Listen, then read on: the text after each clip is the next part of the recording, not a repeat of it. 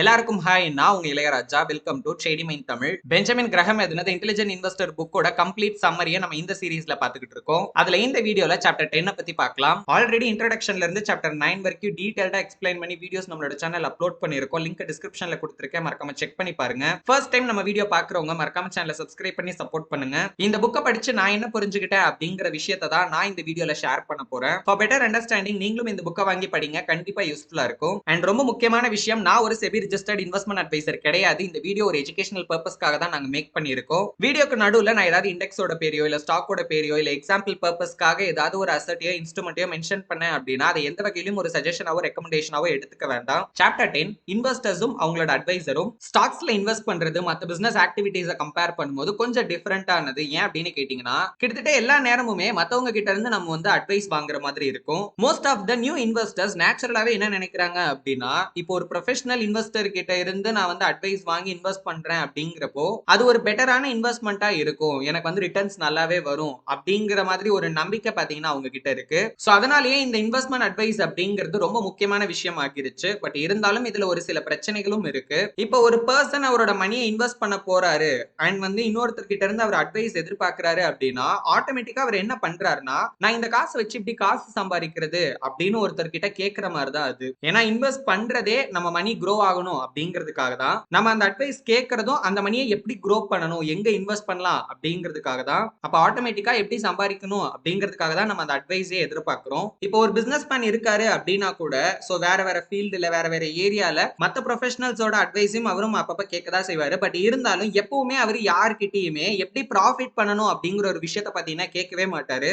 ஏன்னா அது அவரோட ஓன் ரெஸ்பான்சிபிலிட்டி. அந்த வேலையை அவர் தான் செய்யணும். இன்வெஸ்ட்மெண்ட் பண்ணும் போதும் நம்ம அப்படிதான் இருக்கணும். யார்கிட்ட வேணாலும் அட்வைஸ் எடுத்துக்கலாம், எவ்வளவு நாலேஜ் வேணாலும் கெயின் பண்ணிக்கலாம். பட் நம்மளோட இன்வெஸ்ட்மெண்ட் டிசிஷன்ஸ் எல்லாமே நம்மளா தான் எடுக்கணும். சோ அதன் மூலமா தான் நமக்கு ப்ராஃபிட்டோ லாஸோ பாத்தீங்கன்னா வரணும். அதை விட்டுட்டு அந்த ப்ராசஸ்க்குமே நான் வந்து வேற ஒருத்தர் எக்ஸ்பெக்ட் பண்றேன் அப்படின்னா சோ அங்கதான் வந்து ப்ராப்ளம் வரதுக்கான வாய்ப்பு இருக்கு. நான் ஒரு நார்மலான ஆவரேஜான ரிட்டர்ன்ஸை என்னோட இன்வெஸ்ட்மெண்ட்ல இருந்து எதிர்பார்க்கிறேன் அப்படின்னா சோ அங்க எனக்கு வந்து பாத்தீங்கன்னா பெருசா எந்த பிரச்சனையும் இருக்காது. ஏன்னா ஒரு அட்வைசரோட வேலையே பாத்தீங்கன்னா அவங்களோட நாலேஜ், அவங்களோட எக்ஸ்பீரியன்ஸா அவங்க கிளைண்ட்ஸுக்கு ஷேர் பண்றது தான். ஏன்னா இப்படி பண்ணும்போது அவங்களோட கிளைண்ட்ஸ் மிஸ்டேக் பண்ண விடாம தடுக்கவும் முடியும் அண்ட் அவங்கள ஒரு ஆவரேஜான ரிட்டர்ன்ஸும் பாத்தீங்கன்னா மேக் பண்ண வைக்க முடியும். இப்போ இதுல நான் ஆவரேஜ் ரிட்டர்ன்ஸை விட ஒரு அதிகமான ரிட்டர்ன்ஸை எதிர்பார்த்தேன் அப்படின்னா தான் அந்த இடத்துல பிரச்சனையே ஆரம்பிக்கும். இந்த இன்வெஸ்ட்மெண்ட் அட்வைஸ் அப்படிங்கிறது நமக்கு நிறைய சோர்ஸ்ல இருந்து கிடைக்கும். அதுல ஒரு சில முக்கியமான சோர்சஸ் ஆர்த்தர் இங்க கொடுத்திருக்காரு. சோ ஃபர்ஸ்ட் அண்ட் ரொம்ப ரொம்ப முக்கியமான ஒரு சோர்ஸ் என்ன அப்படின்னு பாத்தீங்கன்னா நம்மளோட ரிலேட்டிவ்ஸ் அண்ட் ஃப்ரெண்ட்ஸ் தான். ஏன்னா இதுல இருக்கிற மத்த சோர்ஸை கூட நம்ம நம்புறதுக்கு கொஞ்சம் டைம் எடுத்துப்போம். இப்ப நம்ம ரிலேட்டிவா இருக்காங்க, நம்மளோட க்ளோஸ் ஃப்ரெண்ட் இருக்காங்க அப்படின்னா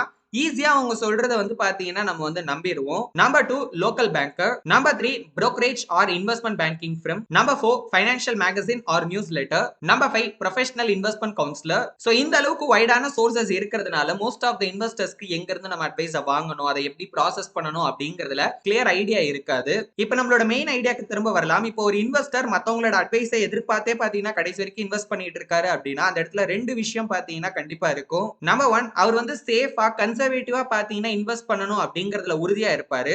ஈவன் அது வந்து எக்ஸைட்டிங்காவோ கிரியேட்டிவா இல்ல அப்படின்னா கூட. நம்பர் 2 நம்மளோட காசை ரிஸ்கான வழியில ஹேண்டில் பண்ற அட்வைசர்ஸ் ரொம்ப டீப்பா நம்புவாங்க, புரிஞ்சுப்பாங்க.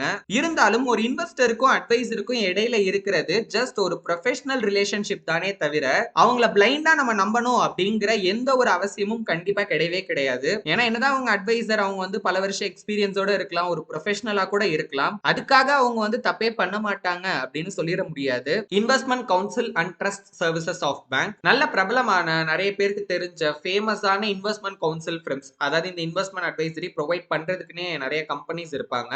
அதுல இருக்கிற ப்ரொஃபஷனலான இன்வெஸ்ட்மெண்ட் அட்வைசர் அவங்க ஒரு ப்ராமிஸ் பண்றதுல ரொம்பவே பாத்தீங்கன்னா கவனமா இருப்பாங்க. ஏன்னா அவங்கள பொறுத்த வரைக்கும் இந்த ஒரு சர்வீஸ பாத்தீங்கன்னா ப்ரொஃபஷனலாவே ஹேண்டில் பண்ணுவாங்க.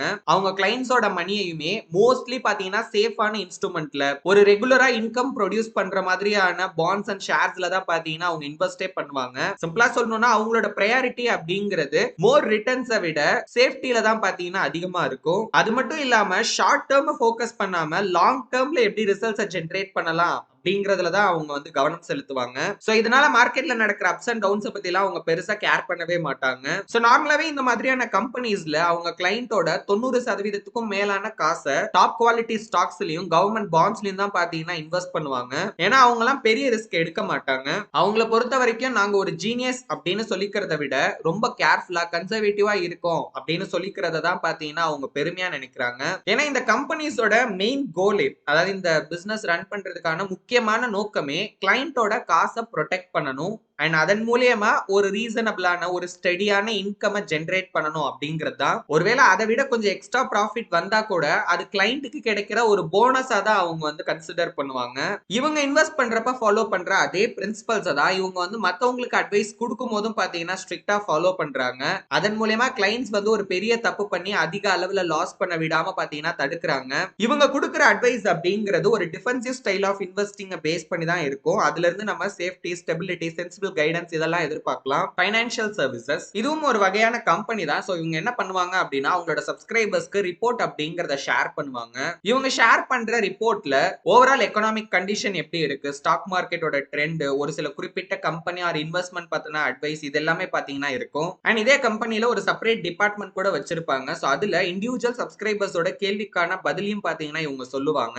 ஒரு பர்சனல் இன்வெஸ்ட்மெண்ட் கவுன்சிலரை நம்ம அப்பாயிண்ட் பண்றதை விட இந்த சர்வீஸ்ல நமக்கு காஸ்ட் அப்படிங்கிறது கொஞ்சம் கம்மியா தான் இருக்கும். இன்வெஸ்ட்மெண்ட் கவுன்சிலிங் ஃப்ரேமுக்கும் ஃபைனான்சியல் சர்வீஸ்க்கும் நிறைய வித்தியாசம் இருக்கு. பட் இருந்தாலும் ஒரு சில கம்பெனிஸ் பாத்தீங்கன்னா இந்த ரெண்டு சர்வீஸையுமே சேர்த்தே ப்ரொவைட் பண்ணுவாங்க.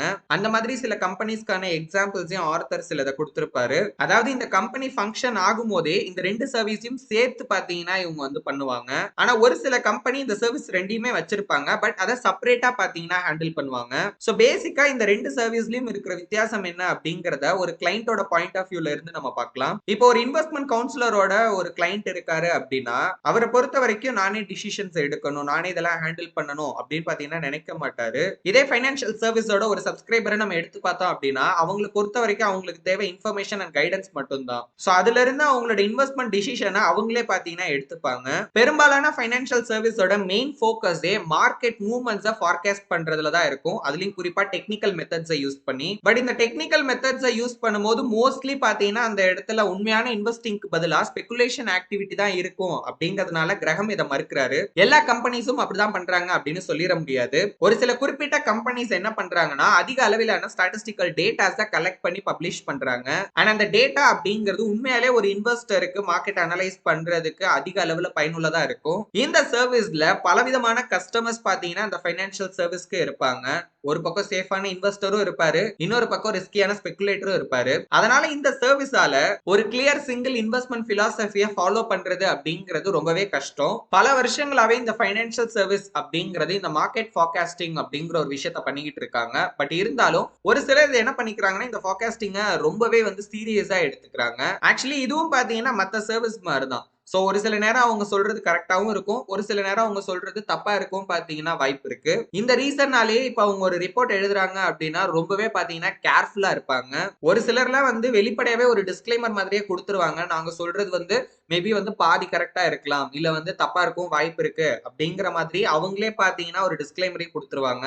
பெரும்பாலான மக்களுக்கு நமக்கு யாராவது ஒருத்தர் மார்க்கெட்ல அடுத்து என்ன நடக்க போகுது அப்படின்னு சொல்லிட மாட்டாங்களா அப்படிங்கிற எதிர்பார்ப்பு பாத்தீங்கன்னா இருந்துகிட்டே இருக்கும். அந்த மாதிரி பர்சன்ஸ் இந்த மாதிரியான டிஸ்க்ளைமர் எல்லாம் ஒரு பெரிய விஷயமா பாத்தீங்கன்னா எடுத்துக்கவே மாட்டாங்க. இதை தவிர ஒரு பிசினஸ் கண்டிஷன் எப்படி இருக்கு அதெல்லாம் கூட பாத்தீங்கன்னா இவங்க வந்து ஸ்டடி பண்ணி பப்ளிஷ் பண்ணுவாங்க. அந்த இன்ஃபர்மேஷன் எல்லாமே ஒரு இன்வெஸ்டர் ஒரு பெட்டரான டிசிஷன் எடுக்கிறதுக்கும் ஒரு ஸ்டாக்கையோ ஒரு பாண்டையோ ஒரு கரெக்டான பிரைஸ்ல வாங்குறதுக்கும் பாத்தீங்கன்னா ரொம்பவே யூஸ்ஃபுல்லா இருக்கும். சோ இந்த மாதிரியான டேட்டாஸ் அப்படிங்கிறது அந்த இன்வெஸ்டரோட அண்டர்ஸ்டாண்டிங் இன்னுமே பாத்தீங்கன்னா ஸ்ட்ராங் ஆகுது. இப்போ ஒரு இண்டிவிஜுவல் ஸ்டாக்கோட ரெக்கமெண்டேஷன் அப்படின்னு நம்ம பாக்குறப்போ எந்த அளவுக்கு இந்த சர்வீஸ் வந்து நல்லா இருக்கு அப்படிங்கறத அந்த கம்பெனியோட பல வருஷம் ஸ்டடி பண்ணாம நம்மளால சொல்ல முடியாது. அதாவது இப்போ உதாரணத்துக்கு ஒரு கம்பெனி இருக்காங்க, அதாவது ஒரு ஃபைனான்சியல் சர்வீஸ் ப்ரொவைட் பண்ற கம்பெனி வந்து ஒரு டேட்டாவை ஷேர் பண்றாங்க. இப்போ இந்த கம்பெனி வந்து நியர் டேர்ம்ல, அதாவது இப்போ ஷார்ட் டேர்ம்ல வந்து ரொம்ப நல்லா இருக்கு, சோ அதனால இந்த கம்பெனியை வாங்கிக்கோங்க அப்படின்னு சொல்றாங்க. அது கூடயே சேர்த்து ஒருவேளை இது வந்து தப்பா இருந்துச்சு அப்படின்னா செல் பண்ணுங்க அப்படின்னு சொல்றாங்க.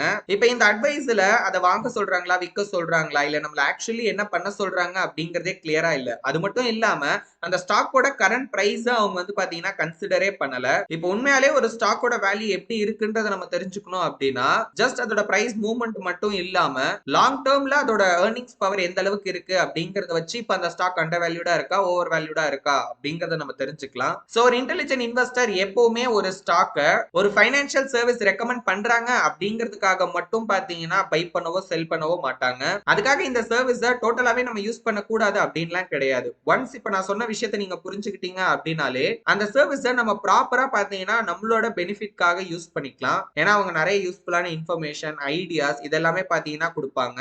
இன்னும் உங்களுக்கு புரியுற மாதிரி சொல்லணும் அப்படின்னா இப்ப இந்த மாதிரியான சர்வீஸ்ல ஒரு குறிப்பிட்ட கம்பெனியா அவங்க வாங்க சொல்றாங்க, இல்ல ஒரு குறிப்பிட்ட கம்பெனி விற்க சொல்றாங்க. அந்த மாதிரியான அட்வைஸ், அதாவது அந்த ரெடிமேட் ஆன்சர்ஸை மட்டும் நம்ம அவாய்ட் பண்ணிட்டு இப்போ ஒரு கம்பெனியோட பிசினஸ் ரிப்போர்ட் கொடுக்குறாங்க, இப்போ ஓவரால் மார்க்கெட் கண்டிஷன் எப்படி இருக்கு அப்படின்லாம் கொடுக்குறாங்கன்னா அந்த டேட்டாஸை நம்ம எடுத்துக்கலாம். ஓகே, அந்த டேட்டாஸை யூஸ் பண்ணி நம்ம தான் ஸ்டடி பண்ணணும். ஓகேங்களா?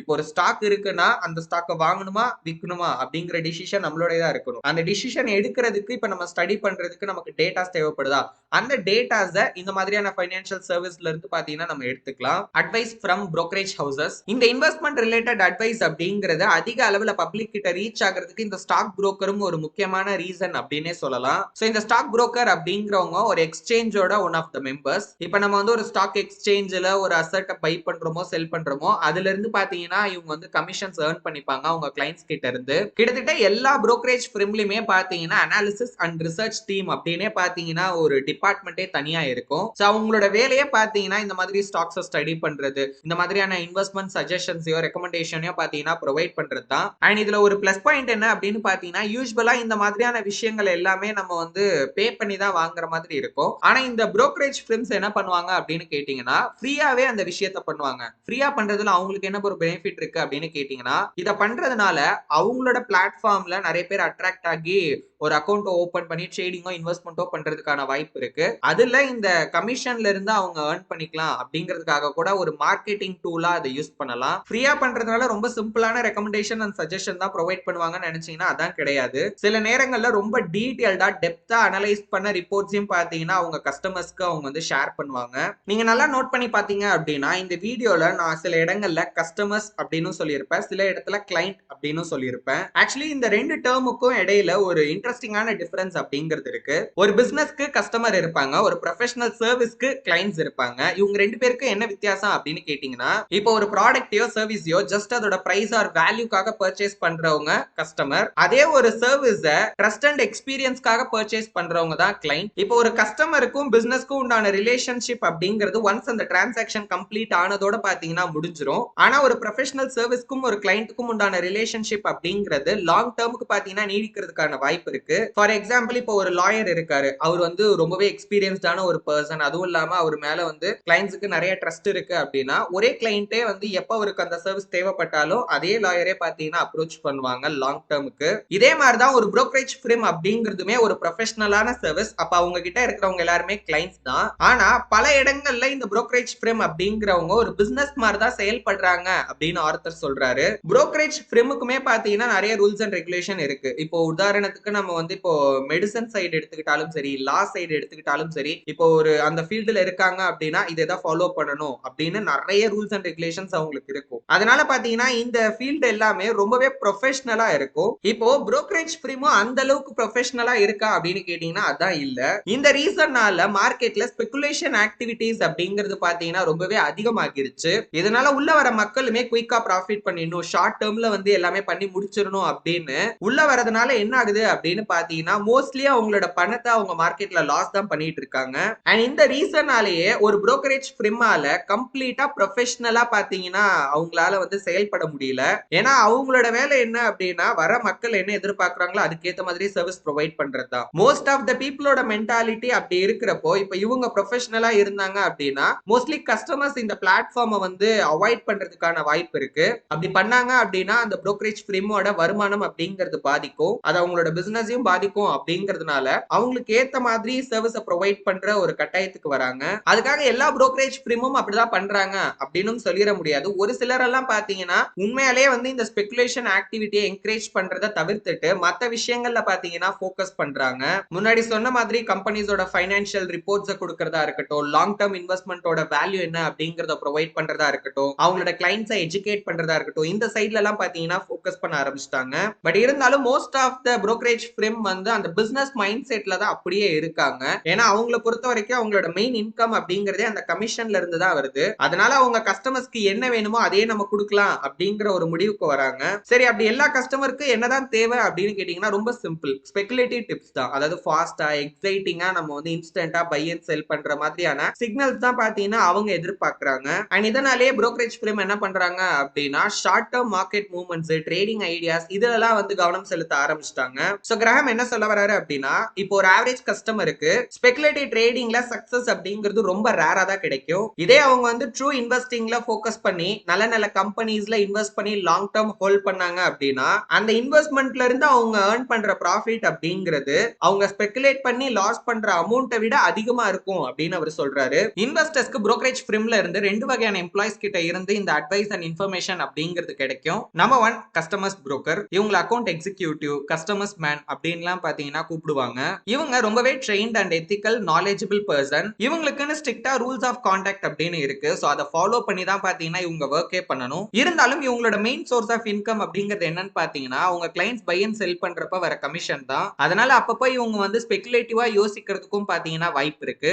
அதாவது ஷார்ட் டர்ம் ட்ரேடிங்ல ஃபோக்கஸ் பண்ணவும் வாய்ப்பு இருக்கு. சோ இப்போ நான் ஒரு இன்வெஸ்டரா இருக்கேன், எனக்கு வந்து டோட்டலாவே ஸ்பெகுலேஷன் அவாய்ட் பண்ணணும் அப்படின்னா நான் தெளிவா என்னோட broker கிட்ட முதல்ல சொல்லிடணும், எனக்கு வந்து ஸ்பெகுலேஷன்லாம் இன்ட்ரெஸ்ட் கிடையாது, எனக்கு இந்த ஸ்டாக் பிக்ஸ், இந்த ஷார்ட் டர்ம் மூவ்மெண்ட்ஸ் இதுலலாம் வந்து பாத்தீங்கன்னா இன்ட்ரெஸ்டே இல்ல அப்படிங்கறத முன்கூட்டியே நம்ம சொல்லிடணும். சோ இப்போ அந்த broker வந்து நம்ம வந்து ரொம்பவே சீரியஸா இருக்கும், நம்ம வந்து லாங் டர்ம் இன்வெஸ்ட்மெண்ட்டை தான் ஃபோக்கஸ் பண்றோம் அப்படிங்கறத புரிஞ்சுக்கிட்டு அதுக்கேத்த மாதிரி நம்மள அணுகுவாங்க. ரெண்டாவது ஃபைனான்சியல் அனாலிசிஸ். இவங்கள செக்யூரிட்டி அனாலிசிஸ்ட் அப்படின்னும் சொல்லுவாங்க. இவங்களோட வேலையே ஒரு ஸ்டாக்கை ஸ்டடி பண்ணி எவாலுவேட் பண்றது தான். அதுவும் இன்டெப்தா பண்ணுவாங்க. டிஃபரெண்ட் கம்பெனிஸை கம்பேர் பண்றதா இருக்கட்டும், இப்போ ஒரே இண்டஸ்ட்ரியில இருப்பாங்க, சோ அதுல இருக்கிற டாப் பிளேயர்ஸை கம்பேர் பண்ணி யார் பெஸ்ட், யார் எந்த அளவுக்கு பெர்ஃபார்ம் பண்றாங்க, யாரோட growth எந்த அளவுக்கு இருக்கு, சோ அவங்களோட ஃபைனான்சியல்ஸை ஸ்டடி பண்றது இதெல்லாம் கம்ப்ளீட்டா பண்ணி பாத்தீங்கன்னா ஒரு ரிப்போர்ட் மாதிரி கொடுப்பாங்க. பலவிதமான ஸ்டாக்ஸ் அண்ட் பாண்ட்ஸோட குவாலிட்டி எப்படி இருக்கு, சேஃப்டி எந்த அளவுக்கு இருக்கு, அதோட ட்ரூ வேல்யூ என்ன அப்படிங்கறத பத்தின எக்ஸ்பர்ட்டான ஒப்பீனியன்ஸும் பாத்தீங்கன்னா கொடுப்பாங்க. அமெரிக்கால அந்த காலத்துல ஃபைனான்சியல் அனாலிசிஸ்ட் ஆகிறதுக்குன்னு பாத்தீங்கன்னா எந்த ஒரு ரெக்யர்மெண்ட்டும் கிடையாது, லைசன்ஸ் எல்லாம் எதுவுமே கிடையாது. பட் ஆனா இதுக்கு முன்னாடி நம்ம பார்த்த கஸ்டமர்ஸ் broker இருக்காங்க இல்லையா, அவங்களை பொறுத்த வரைக்கும் அவங்க எக்ஸாமை பாஸ் பண்ணணும், அவங்க கேரக்டர் அவங்க ப்ரூவ் பண்ணணும். அது மட்டும் இல்லாம ஒரு ஸ்டாக் எக்ஸ்சேஞ்சில் பாத்தீங்கன்னா அவங்க வந்து கண்டிப்பா ரெஜிஸ்டர் பண்ணிருக்கணும். இருந்தாலும் மோஸ்ட் ஆஃப் த அனாலிசிஸ்ட் நல்ல குவாலிஃபைடாவே இருந்தாங்க. இப்போ யங் அனாலிசிஸ்ட் இருக்காங்க அப்படின்னா அவங்க பிசினஸ் ஸ்கூல்ல ட்ரைனிங் எடுத்திருக்காங்க. ரொம்ப எக்ஸ்பீரியன்ஸ்டான வயசான பீப்புள்லாம் பாத்தீங்கன்னா அவங்களுக்கு ஃபீல்ட் எக்ஸ்பீரியன்ஸே வந்து பயங்கரமா இருக்கு. ஏன்னா பல வருஷம் அவங்க இந்த மார்க்கெட்டை பார்த்திருக்காங்க. brokerage ஹவுஸை பொறுத்த வரைக்கும் இந்த மாதிரி அனாலிசிஸ்ட்டை ஹையர் பண்றதுக்கு முன்னாடியே அவங்களோட குவாலிஃபிகேஷன் என்ன, எந்த அளவுக்கு அவங்க கிட்ட ஸ்கில் இருக்கு அப்படிங்கறதெல்லாம் தரோவா செக் பண்ணிட்டு தான் பாத்தீங்கன்னா ஹையரே பண்றாங்க. இப்போ ஒரு இன்வெஸ்டரா நான் இந்த அனாலிசிஸ்ட்டை எப்படி யூஸ் பண்ணலாம் அப்படின்னு கேட்டீங்கன்னா, ஒன்னு டைரக்டாவே போயிட்டு நான் வந்து ஒரு அனாலிசிஸ் கிட்ட பேசலாம், அப்படி இல்லைன்னா என்னோட ஸ்டாக் broker மூலியமாவும் பாத்தீங்கன்னா ஒரு அனாலிசிஸ் கிட்ட பேசலாம் அப்படின்னு ஆர்த்தர் சொல்றாரு. பட் எப்படி பண்ணாலுமே ஒரு அனாலிசிஸ் கிட்ட இருந்து நமக்கு கிடைக்கிறது என்னன்னு பாத்தீங்கன்னா வேல்யூபிளான இன்ஃபர்மேஷன் அண்ட் அட்வைஸ் தான். அண்ட் அதை யூஸ் பண்ணி நம்ம வந்து பாத்தீங்கன்னா இன்வெஸ்ட்மெண்ட் டிசிஷன் அப்படிங்கறத எடுக்கலாம். இதுல ரொம்ப முக்கியமான விஷயமே நம்ம என்ன மாதிரியான கேள்விகளை கேட்கிறோம் அப்படிங்கிறது தான். ஏன்னா அப்பதான் நமக்கு பயன் தர மாதிரியான பதில் அப்படிங்கிறது கிடைக்கும். பட் ஆனா பெரும்பாலான இன்வெஸ்டர்ஸ் இந்த அனாலிசிஸ்ட்டை எப்படி ட்ரீட் பண்றாங்கன்னா அவங்க வந்து ஒரு மார்க்கெட் ஃபார்காஸ்டர் அப்படிங்கிற மாதிரியே பாத்தீங்கன்னா பாக்குறாங்க. அவங்க கிட்ட போயிட்டு நெக்ஸ்ட் எந்த ஸ்டாக் வந்து மல்டி பேக்கர் ஆகும், நெக்ஸ்ட் எந்த ஸ்டாக் வந்து பயங்கரமா பெர்ஃபார்ம் பண்ண போகுது, இல்ல நான் இந்த ஸ்டாக்ல இன்வெஸ்ட் பண்ணிருக்கேன், இது நெக்ஸ்ட் எப்படி மூவ் ஆகும் அப்படிங்கிற மாதிரியான அந்த ஸ்பெகுலேஷன் ரிலேட்டடான கொஸ்டின்ஸே பாத்தீங்கன்னா கேக்குறாங்க தொடர்ந்து. வேற வழி இல்லாம அவங்களும் என்ன பண்றாங்க அப்படின்னா அண்டர் பிரஷர்ல அந்த மாதிரியான கொஸ்டின்ஸ்க்கும் பாத்தீங்கன்னா ஆன்சர் பண்றாங்க. பட் ஆனா அது வந்து ஒரு புவரான அட்வைஸ் ஆகிறதுக்கு நிறைய வாய்ப்பு இருக்கு. ஏன்னா அவங்க வேலை வந்து நம்ம இப்போ ஒரு கொஸ்டின் கேட்கறோம்னா கண்டிப்பா அதுக்கு பதில் சொல்லிதான் ஆகணும், ஓகேங்களா? ஏன்னா கேள்விக்கான பதில் தான் கொடுக்க முடியும், வேற ஆன்சர் எல்லாம் கொடுக்க முடியாது. இதே மாதிரியான கொஸ்டின்ஸ் வருது அப்படின்னா வேற வழி இல்லாம அவங்களும் அதுக்கான ஆன்சர் தான் கொடுப்பாங்க. பட் ஒரு அனாலிசிஸ்டே சொல்லிட்டாரு அப்படிங்கிறதுக்காக அதை நம்ம எடுத்துக்கிட்டோம் அப்படின்னா அது வந்து ஒரு புவரான அட்வைஸ் ஆயிடும். இப்ப இங்க புவரான அட்வைஸ் அவரா கொடுக்கல, ஓகேங்களா? இந்த பக்கம் இன்வெஸ்டர்ஸ் என்ன கேட்கறாங்களோ அதுக்கான பதில தான் பாத்தீங்கன்னா அவங்க குடுக்குறாங்க. புரோக்கரேஜ் ஃபிர்ம்ல இருக்கிற பெரும்பாலான இன்வெஸ்டர்ஸ் உண்மையாலே பாத்தீங்கன்னா இன்வெஸ்டர்ஸ்க்கு ஹெல்ப் பண்ணணும்னு நினைக்கிறாங்க. அதனால தான் அவங்க லாங் டெர்ம் வேல்யூல கேர் பண்றாங்க டெய்லி பிரைஸ்க்கு பதிலா. Certificate for financial analysis finance இண்டஸ்ட்ரியில CFA அப்படிங்கிற சார்ட்டர்ட் ஃபைனான்ஸ் அனாலிசிஸ்ட் அப்படிங்கிற ஒரு சர்டிபிகேட்டை பாத்தீங்கன்னா 1963ல இன்ட்ரோடியூஸ் பண்றாங்க. எக்ஸ்பீரியன்ஸ்டான ஃபைனான்சியல் ப்ரொஃபஷனலுக்கு பாத்தீங்கன்னா இந்த சர்டிபிகேட்டை கொடுத்தாங்க. ஸோ அதுக்கு அவங்க ஒரு சீரீஸ் ஆஃப் எக்ஸாமை கிளியர் பண்ணணும் அண்ட் வந்து ஸ்ட்ரிக்டான ரூல்ஸ் அண்ட் ரெகுலேஷன்ஸையும் அவங்க ஃபாலோ பண்ணணும். இந்த எக்ஸாம்ல மெயினா செக்யூரிட்டி அனாலிசிஸ் அண்ட் போர்ட்ஃபோலியோ மேனேஜ்மெண்ட்டை பாத்தீங்கன்னா ஃபோக்கஸ் பண்ணியிருந்தாங்க. இப்போ அக்கௌண்டன்ட்டுக்குலாம் வந்து CPA அப்படின்னு ஒரு சர்டிபிகேட் இருக்கு, அதாவது சர்டிஃபைடு பப்ளிக் அக்கௌண்டன்ட் அப்படின்னு கொடுப்பாங்க. அதே மாதிரி தான் ஃபைனான்சியல் அனாலிசிஸ்க்கு இந்த சர்டிபிகேட் அப்படிங்கிறது. இதை கொடுக்கறதுக்கான முக்கியமான காரணமே இதை வந்து ஃபர்ஸ்ட் ஒரு ஜாப் மாதிரி இல்லாம இது ஒரு உண்மையான ப்ரொஃபஷன் ஆக்கணும் அப்படிங்கிறதுனால தான். அப்பதான் ஃபைனான்சியல் அனாலிசிஸ்க்கும் பொறுப்பு அதிகமாகும், இன்னொரு பக்கம் அவங்க மேல மக்கள் மத்தியில நம்பிக்கையும் பாத்தீங்கன்னா அதிகமாகும். அண்ட் இந்த சர்வீஸையுமே ஒரு ப்ரொஃபஷனல் ஸ்டாண்டர்டுக்கு உயர்த்த முடியும். இதனால இந்தியாலயும் பாத்தீங்கன்னா நமக்கு 2 விதமான சர்டிபிகேஷன் இருக்கு. ஒன்னு வந்து பாத்தீங்கன்னா இன்வெஸ்ட்மெண்ட் அட்வைசரிக்குனே தனியா ஒரு சர்டிபிகேஷன் இருக்கு, செபி ரிஜிஸ்டர்ட் இன்வெஸ்ட்மெண்ட் அட்வைசர்ஸ் அப்படின்னு சொல்லுவாங்க. இன்னொரு பக்கம் ரிசர்ச் அனாலிசிஸ்ட்க்கு பாத்தீங்கன்னா தனியா ஒரு சர்டிபிகேட்ஸ் இருக்கு. அதுக்கும் நம்ம வந்து ஃபர்ஸ்ட் அதுக்குன்னு ஒரு எலிஜிபிலிட்டி கிரைட்டீரியா இருக்கு. சோ அந்த எலிஜிபிலிட்டி இருக்கிறவங்க சோ அதுக்கான எக்ஸாம்ஸை ஃபர்ஸ்ட் அட்டெண்ட் பண்ணணும். இப்போ இன்வெஸ்ட்மெண்ட் அட்வைசரிக்குலாம் பாத்தீங்கன்னா 2 லெவல் ஆஃப் எக்ஸாம் இருக்கு. 2 லெவல்ல ஒரு சர்டன் மார்க்கோட நம்ம கிளியர் பண்ணதுக்கு அப்புறமா அந்த லைசன்ஸ்க்கு நம்ம அப்ளை பண்ணணும். சோ எல்லாமே அவங்க வெரிஃபை பண்ணிட்டு எல்லாம் ஓகே அப்படின்னா அதுக்கான லைசன்ஸை கொடுப்பாங்க. உதாரணத்துக்கு இப்போ உங்ககிட்ட ஒரு பர்சன் வந்து நான் வந்து செபி ரிஜிஸ்டர்ட் இன்வெஸ்ட்மெண்ட் அட்வைசர் இல்ல வந்து ஃபைனான்சியல் அனாலிசிஸ்ட் அப்படின்னு சொல்றாங்கன்னா அவங்களோட அந்த லைசன்ஸ் நம்பரை கேளுங்க. செபியோட வெப்சைட்லயே போயிட்டு நீங்க அந்த நம்பரை போட்டு உண்மைதானா இந்த பர்சன் வந்து ரெஜிஸ்டர் பண்ணிருக்காங்களா, அண்ட் அது மட்டும் இல்லாம இந்த சர்டிபிகேட்டுக்குன்னு பாத்தீங்கன்னா ஒரு டைம் பீரியட் இருக்கு, அது வரைக்கும் தான் பாத்தீங்கன்னா அது வேலிடா இருக்கும். அதுக்கப்புறம் வந்து பீரியாடிக்லி அதை நம்ம வந்து ரினியூ பண்ற மாதிரி இருக்கும். சோ அவங்க சொல்ற அந்த டைம்ல அவங்க வந்து ஆக்டிவா வச்சிருக்காங்களா அவங்களோட லைசன்ஸ் அப்படிங்கறது எல்லாமே நீங்க வந்து செக் பண்ணிக்கலாம். ஏன் இதை நான் சொல்றேன் அப்படின்னா certified investment advisor or certified research analyst அப்படிங்கறதே அவங்க மேல மக்களுக்கு நம்பிக்கை வரணும் அப்படிங்கிறதுக்காக தான். பட் ஆனா இந்த விஷயத்துல பீப்புளுக்கு அவேர்னஸ் அப்படிங்கிறது கொஞ்சம் கம்மியா தான் இருக்கு. சோ இந்த பேரை யூஸ் பண்ணி அவங்க வந்து ஏமாத்துறதுக்கும் வாய்ப்பு இருக்கு. சோ அதனாலதான் அந்த பர்சனை கூட நம்மளால வந்து வெரிஃபை பண்ண முடியும் அப்படின்னு நான் சொல்றேன். சரி ஓகே ப்ரோ, இந்த சர்டிபிகேட் இருக்கிறவங்க அதாவது இந்த லைசன்ஸ் இருக்கிறவங்க தப்பு பண்ண மாட்டாங்களா அப்படின்னு கேட்டீங்கன்னா அதுக்கான வாய்ப்புங்கிறது ரொம்ப கம்மி தான். ஏன்னா அவங்க வந்து ஒரு ஸ்ட்ரிக்டான ரூல்ஸ் அண்ட் ரெகுலேஷன்ஸை ஃபாலோ பண்ணி தான் இந்த சர்வீஸை ப்ரொவைடே பண்ணணும். இதையும் மீறி யாராவது ஏதாவது தப்பு பண்றாங்க அப்படின்னா அதுக்கான ஆக்ஷனை இமீடியட்டா பாத்தீங்கன்னா செபில இருந்தே எடுத்துருவாங்க. Dealing with brokerage houses. So இந்த பார்ட்டை ஆர்த்தர் எழுதுற அந்த டைம்ல பாத்தீங்கன்னா நியூயார்க் ஸ்டாக் எக்ஸ்சேஞ்ச்ல இருக்கிற நிறைய புரோக்கர்ஸ் வந்து கிட்டத்தட்ட வந்து திவால் ஆகிற நிலைமைக்கு போயிட்டாங்க. அண்ட் ஒரு சில brokerage கம்பெனிஸ் எல்லாம் பாத்தீங்கன்னா திவாலே ஆகிட்டாங்க. இதுக்கான காரணம் அவங்களோட ஃபைனான்சியல் ட்ரபிள், அதாவது நிதி நெருக்கடி. கடந்த 50 வருஷத்துல இல்லாத அளவுக்கு பாத்தீங்கன்னா அதிக அளவுல brokerage firms வந்து மூடுறத அவர் வந்து பாக்குறாரு. இதுக்கான முக்கியமான காரணம் என்ன அப்படின்னு பாத்தீங்கன்னா நியூயார்க் ஸ்டாக் எக்ஸ்சேஞ்ச்ல ஏற்கனவே வந்து நிறைய ஸ்ட்ரிக்டான ரூல்ஸ் இருக்கு. அதாவது இப்ப அவங்களோட ஒரு மெம்பரா இருக்காங்க, ஒரு brokerage ஹவுஸ் வந்து அந்த ஸ்டாக் எக்ஸ்சேஞ்சோட மெம்பரா இருக்காங்கன்னா அவங்க சில ரூல்ஸ் எல்லாம் ஃபாலோ பண்ணணும். அதுல இப்போ மினிமம் கேபிட்டல் ரெக்யர்மெண்ட், சர்ப்ரைஸா ஆடிட்டிங் வருது, இந்த மாதிரியான விஷயங்கள்லாம் இருந்தது. அடுத்தது இந்த ஃபைனான்சியல் மார்க்கெட்டை பல வருஷமா பாத்தீங்கன்னா செக்யூரிட்டிஸ் அண்ட் எக்ஸ்சேஞ்ச் கமிஷன் வந்து ரெகுலேட் பண்ணிக்கிட்டே வராங்க. இதுல brokerage firmக்கும் வந்து நிறைய ஃபேவரபிளான கண்டிஷன்ஸ் இருந்தது. ஒன்னு அதிக அளவுல ட்ரேடிங் வால்யூம் வந்து பாத்தீங்கன்னா அலோ பண்ணாங்க, பிக்ஸ்டான கமிஷன் வந்து அவங்க வந்து கலெக்ட் பண்ணிக்கலாம், அது மட்டும் இல்லாம நிறைய பெனிஃபிட் அப்படிங்கிறது பாத்தீங்கன்னா அவங்களுக்கு இருந்துச்சு. பட் இருந்தாலும் பிரச்சனை அப்படிங்கிறது எங்க ஸ்டார்ட் ஆச்சு அப்படின்னு பாத்தீங்கன்னா ஆர்த்தர் அதுக்கு ஒரு 3 எக்ஸ்பிளனேஷன் கொடுக்குறாரு. ஃபர்ஸ்ட் என்ன அப்படின்னா 1969ல brokerage firmல அதிக அளவுல ட்ரேடிங் வால்யூம் அப்படிங்கிறது பாத்தீங்கன்னா இருந்திருக்கு. சோ இத ஹேண்டில் பண்ண முடியாம நிறைய செலவு பாத்தீங்கன்னா அவங்களுக்கு ஆகியிருக்கு. அத ஒரு ரீசனா பாத்தீங்கன்னா சொல்றாங்க. இது வரைக்கும் வரலாற்றிலே இல்லாத அளவுக்கு எங்களுக்கு நிறைய பிசினஸ் நடக்குது அப்படிங்கிற காரணத்தால பிசினஸ் பண்ண முடியல அப்படின்னு பாத்தீங்கன்னா நிறைய brokerage firms சொல்ல ஆரம்பிச்சாங்க. ரெண்டாவது எக்ஸ்பிளனேஷன் 1970லயும் நிறைய ஃபிர்ம்ஸ் வந்து பாத்தீங்கன்னா மூடிட்டாங்க. இவங்க என்ன காரணம் சொல்றாங்க அப்படின்னா ட்ரேடிங் வால்யூம் குறைஞ்சிருச்சு அதனாலதான் நாங்க மூடுறோம் அப்படின்னு சொல்றாங்க. ஒரு வகையில இது உண்மையும் கூட, ஏன்னா அது வரைக்கும் இல்லாத அளவுக்கு அதிக அளவுல பாத்தீங்கன்னா டிரான்சாக்ஷன்ஸ் அப்படிங்கிறது நடந்த டைம் இது. அதுல இருந்து கொஞ்சம் கம்மியானாலுமே பாத்தீங்கன்னா பிசினஸ் மேனேஜ் பண்றது அப்படிங்கிறது பாத்தீங்கன்னா ரொம்பவே சிரமமாகிறது. தேர்ட் அண்ட் ரொம்ப ரொம்ப முக்கியமான ரீசன் என்ன அப்படின்னு பாத்தீங்கன்னா நிறைய brokerage கம்பெனிக்குன்னு பாத்தீங்கன்னா அவங்களோட ஓன் இன்வெஸ்ட்மெண்ட் அப்படின்னு ஒரு அமௌண்ட் இருக்கும். சோ அவங்க அந்த அமௌண்ட் எல்லாத்தையுமே ஸ்பெகுலேட்டிவ் ஸ்பெகுலேட்டிவ் ஸ்டாக்ஸ்ல வந்து இன்வெஸ்ட் பண்ணி வச்சிருந்தாங்க. 1969ல நடந்த ஸ்டாக் மார்க்கெட் ஃபால்ல அந்த மாதிரியான ஸ்டாக்ஸ்ல இன்வெஸ்ட் பண்ண அவங்களோட மணி அப்படிங்கிறது பெரிய அளவுல பாத்தீங்கன்னா லாஸ் ஆகிருக்கு. அதாவது அந்த கம்பெனியோட கேபிட்டல் ரிசர்வ் அப்படிங்கறதே பாத்தீங்கன்னா பெரிய அளவுல லாஸ் ஆகிருக்கு. இதனால இவங்க என்ன பண்ண ஆரம்பிச்சிட்டாங்க அப்படின்னா கஸ்டமர் ப்ரொடெக்ஷன் ஃபண்ட் அப்படின்னு ஒவ்வொரு கம்பெனிலையும் ஒரு அமௌண்ட் ஒதுக்கி வச்சிருப்பாங்க.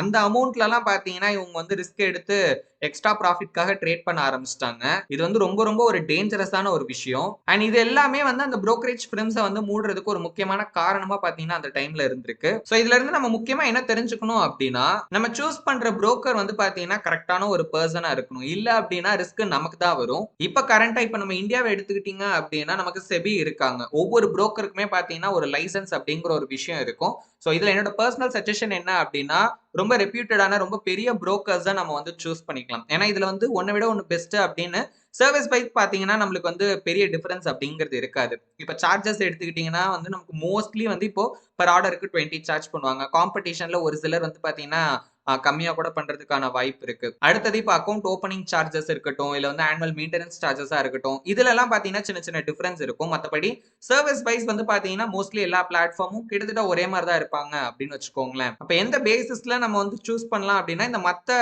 சர்வீஸ் வேற என்னென்னலாம் எக்ஸ்ட்ரா பண்றாங்க, இந்த மாதிரி டிப்ஸ் ஏதாவது கொடுக்குறாங்களா, அட்வைஸ் ஏதாவது பண்றாங்களா, இல்ல வந்து யூசர் இன்டர்ஃபேஸ் எப்படி இருக்கு. இப்போ நான் வந்து ஒரு ஸ்டாக் வந்து இன்வெஸ்ட் பண்ண போறேன் அப்படின்னா எனக்கு அந்த பிளாட்ஃபார்ம் வந்து ஈஸியா புரியணும். ஓகேங்களா? ஏன்னா இப்பதான் வந்து இந்த டெக்னாலஜிலாம் இந்த அளவுக்கு வளர்ந்துருக்கு.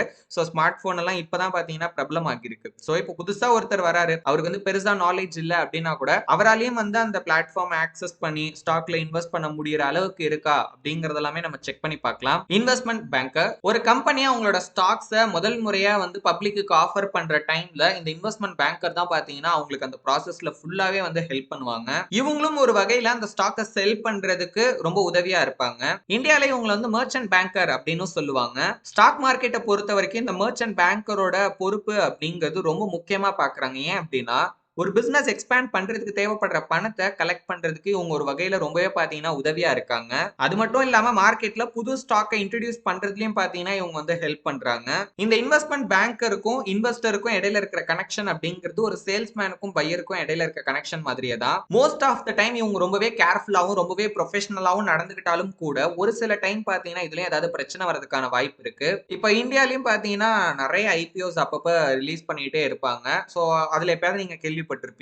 ஒரு ஸ்டாக் வந்து பயங்கர டிமாண்ட் வந்து அது நேச்சுரலா நடக்குதோ இல்ல ஆர்டிபிஷியலா கிரியேட் பண்றாங்களோ யாருக்குமே தெரியாது. சோ கிரியேட் ஆகும் பயங்கரமா பாத்தீங்கன்னா போட்டி போட்டு அந்த ஐபிஓல இன்வெஸ்ட் பண்ணுவாங்க.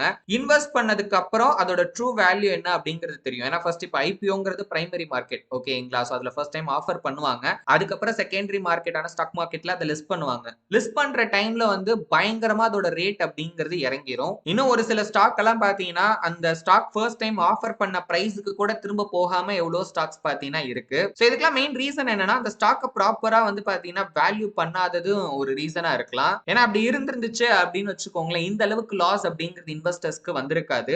வேற என்னென்ன மாதிரியான அட்வைசர்ஸ் எல்லாம் இருக்காங்க அப்படின்னு பார்க்கலாம். சோ லோக்கல் பேங்கர்ஸ் நிறைய பேர்கிட்ட இந்த பழக்கம் இருக்கும். அதுலயும் குறிப்பா இந்த சின்ன சின்ன ஊர்கள்ல இருக்கிறவங்க கிட்ட இந்த பழக்கம் இருக்கும். இந்த லோக்கல் பேங்கர்ஸ் கிட்ட இருந்து இன்வெஸ்ட்மெண்ட் அட்வைஸ் அப்படிங்கறத வாங்குறது. அடுத்தது கமர்ஷியல் பேங்கர்ஸ். இவங்க வந்து ஸ்டாக் அனாலிசிஸ்ல எக்ஸ்பர்ட் இல்ல அப்படின்னா கூட இவங்க ரொம்பவே கன்சர்வேட்டிவாவும் எக்ஸ்பீரியன்ஸ்டாவும் இருப்பாங்க இந்த ஃபீல்டுல. சோ புதுசா இன்வெஸ்ட்மெண்ட் ஸ்டார்ட் பண்றவங்களுக்கான வேல்யூபிளான டிப்ஸ் கொடுக்கறது, அட்வைஸ் கொடுக்கறது இதெல்லாம் பாத்தீங்கன்னா அவங்க பண்ணுவாங்க. சோ இவங்க எப்பவுமே பாத்தீங்கன்னா இந்த ஃபீல்டுல ஜாக்கிரதையா இருக்கிறதுனால அவங்களோட கிளைண்ட்ஸை ஒரு சேஃபான டிஃபென்சிவான பாத்துல அவங்க கொண்டு போவாங்க. பட் இவங்களோட அட்வைஸ் அப்படிங்கிறது ஒரு ஆக்டிவான அக்ரெசிவான இன்வெஸ்டருக்கு அந்த அளவுக்கு பாத்தீங்கன்னா யூஸ்ஃபுல்லா இருக்காது. இது மட்டும் இல்லாம ஃப்ரெண்ட்ஸ் கிட்ட அட்வைஸ் வாங்குறது, ஃபேமிலி மெம்பர்ஸ் கிட்ட வந்து கேட்கறது. இப்போ குடும்பத்துல யாராவது ஒருத்தர் வந்து ஸ்டாக் மார்க்கெட்ல இன்வெஸ்ட் பண்றாரு அப்படின்னா அவங்க கிட்ட போயிட்டு எப்படி பண்ணலாம், எந்த ஸ்டாக்கை வாங்கலாம் விற்கலாம் அப்படிங்கிற மாதிரியான அட்வைஸை கேட்பாங்க. பட் ஆனா அப்படி பண்றப்போ அவங்களுக்கு எந்த அளவுக்கு எக்ஸ்பீரியன்ஸ் இருக்கும் அப்படிங்கறது நம்ம மெயினா பார்க்கணும். ஏன் அப்படின்னு கேட்டீங்கன்னா அட்வைஸ் கேட்கிறவங்க வந்து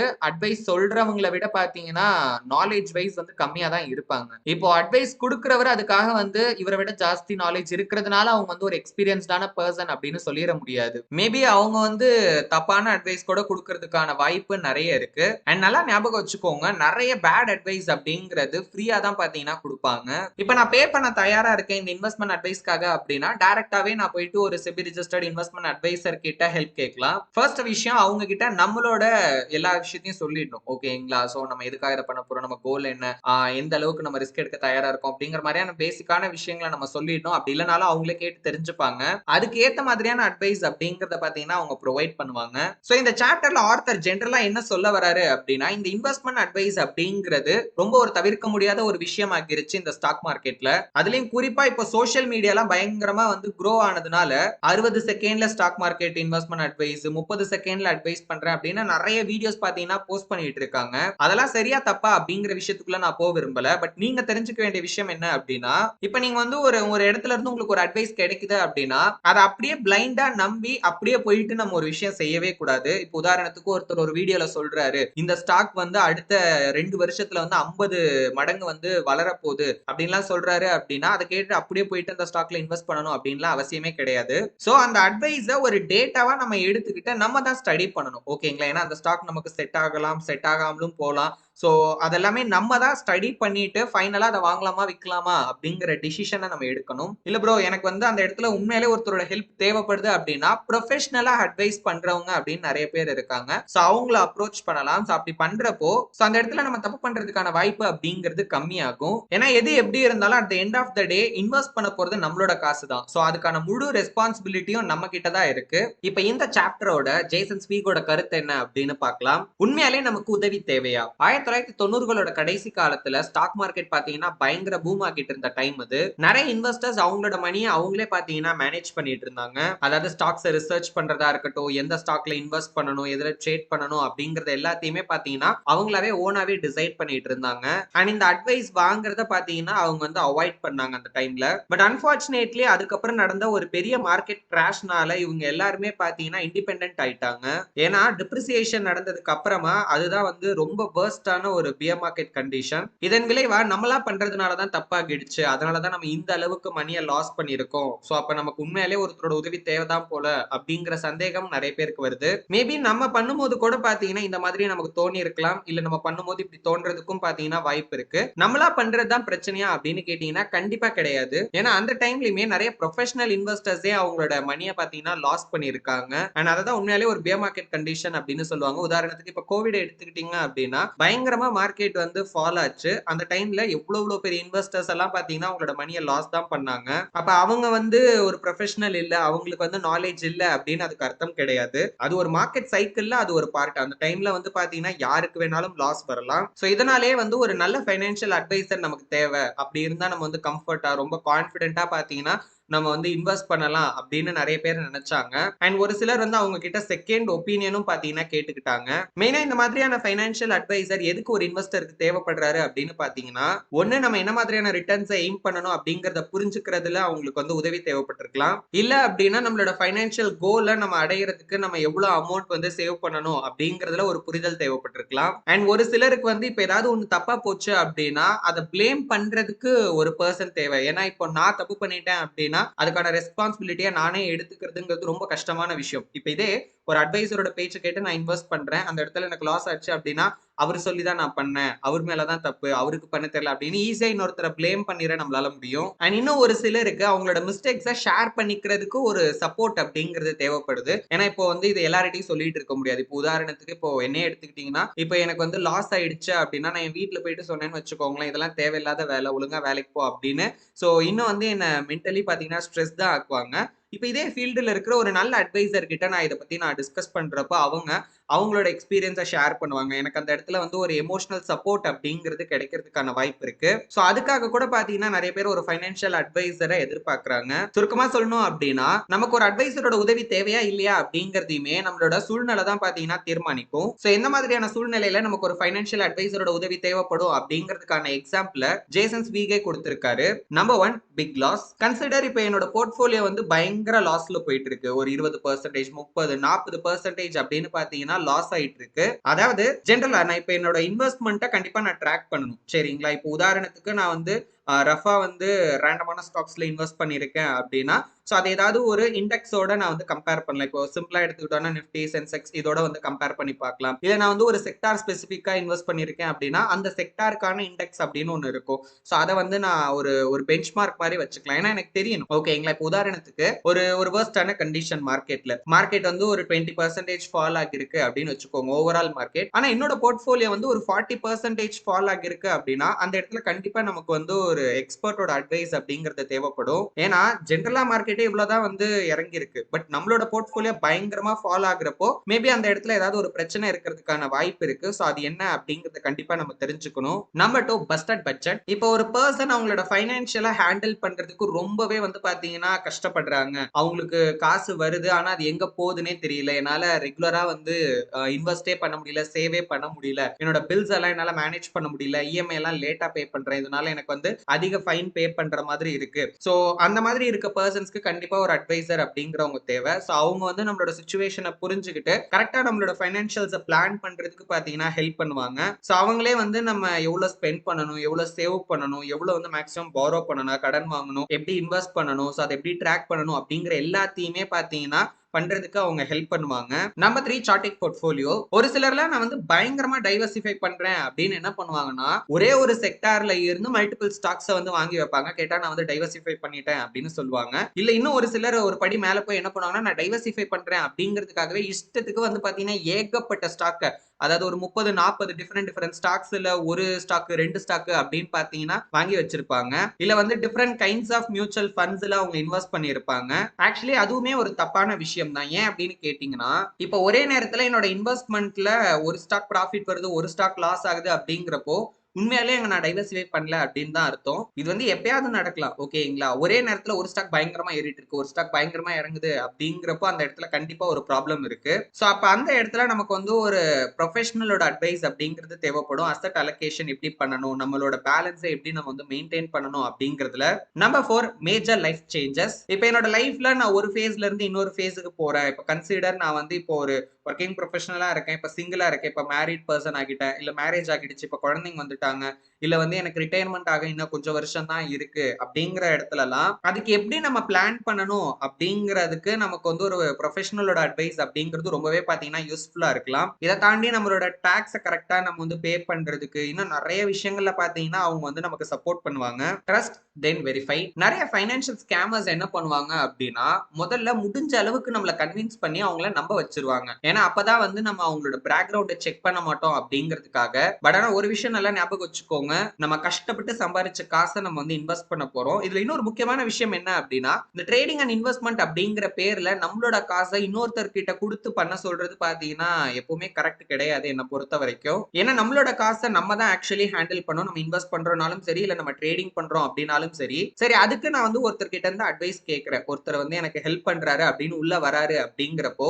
என்னதான் அவரு ஹெல்ப் பண்ணாலும் இங்க நம்ம கஷ்டப்பட்டு சம்பாரிச்ச காசு அது லாஸ் ஆச்சு அப்படின்னா அவருக்கு 10 பைசா லாஸ் கிடையாது, எல்லா லாஸும் நமக்கு தான். அதனால அப்படி ஒரு பர்சனை நீங்க நம்ப போறீங்க அப்படின்னு வச்சுக்கோங்களேன், முதல்ல அவங்க நம்மளோட நம்பிக்கைக்குரியவங்களா, அவங்க வந்து நேர்மையா தான் இருக்காங்களா இல்லையா அப்படிங்கறத கரெக்டா நம்ம வந்து செக் பண்ணிடணும். அமெரிக்காவோட முன்னாள் பிரசிடென்டான ரொனால்ட் ரீகன் அப்படிங்கிறவர் அழகா ஒரு விஷயம் சொல்வாரு, நம்புங்க ஆனா வெரிஃபை பண்ணுங்க அப்படின்னு. என்னதான் ஒரு பர்சன் மேல நம்பிக்கை இருந்தாலும் அதை வெரிஃபை பண்றதுனால எந்த தப்பும் கிடையாது. ஏன்னா at the end of the day நம்ம இன்வெஸ்ட் பண்ண போற காசு நம்ம கஷ்டப்பட்டு சம்பாரிச்சது. இப்ப இந்தியாவை பொறுத்த வரைக்கும் இதுக்குன்னு பாத்தீங்கன்னா ஒரு ரெகுலேஷனே இருக்கு ஓகேங்களா. இப்போ ஒருத்தர் இன்வெஸ்ட்மெண்ட் அட்வைசர் அப்படின்னு சொன்னாலும் சரி, இல்ல ரிசர்ச் அனாலிசிஸ்ட் அப்படின்னு சொன்னாலும் சரி, அவங்களுக்குன்னு பாத்தீங்கன்னா சில சர்டிபிகேட்ஸ் இருக்கு, செபி கிட்ட இருந்து அப்ரூவல் வாங்கி இருக்கணும். சோ அந்த நம்பரை வச்சு நம்ம செபியோட வெப்சைட்லயே பாத்தீங்கன்னா இவங்க எப்ப வந்து வாங்கியிருக்காங்க, எப்ப ரினியூவல் பண்ணியிருக்காங்க, சோ இவங்க மேல ஏதாவது வந்து கம்ப்ளைண்ட்ஸ் இருக்கா, ஏதாவது ப்ராப்ளம் இருக்கா அப்படிங்கிற எல்லா டீட்டெயிலுமே. இப்போ உதாரணத்துக்கு ஒரு அட்வைசர் வந்து மால் பிராக்டிஸ்னால, அதாவது அவரோட ரூல்ஸை வந்து